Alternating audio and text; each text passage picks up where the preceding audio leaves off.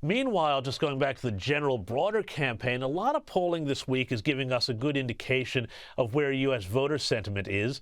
According to a new survey, Donald Trump leads Biden in all but one of the crucial battleground states that will likely decide the 2024 rematch. Now, I'm always a little skeptical of polls because they all have to, it all happens on the day. What's your read on this? Is this solidifying for Trump, or are there dangers out there that maybe we're not seeing by looking at just those headline numbers and not diving into the crosstabs or the internal polls that each party is getting?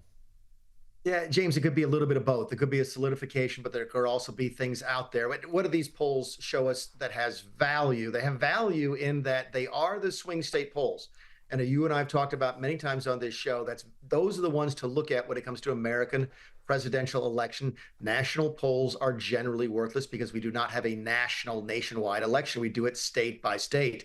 So this is the right place to be looking, these swing states, and the numbers are good for Trump. I'm with you. I sort of think, you know what? I don't pay much attention to the top line numbers. What I'm looking for day in and day out is trends.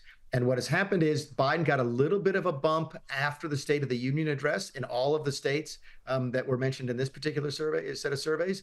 But Trump has now come back. So the momentum has swung back to Biden. To Trump. Biden got a little bit of a bump after a good State of the Union speech, but it sounds like Trump is moving now to solidify a small but regular lead in these critical swing states.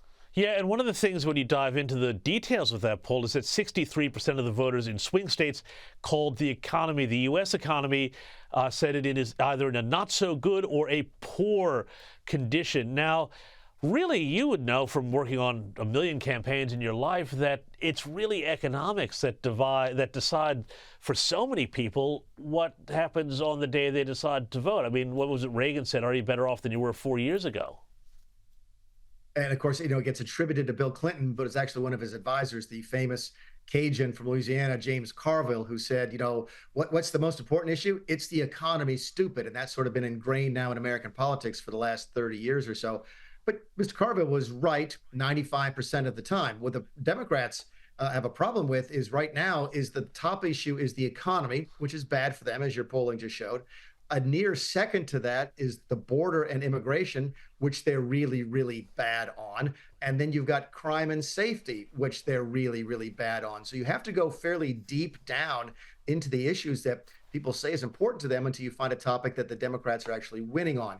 That's a formula for losing, not just to the presidency, but up and down the ticket. Now, granted, there's always going to be outliers and racists and so forth, but right now, the way the issues are lining up is very, very favorable to Republicans across the board, not just Donald Trump.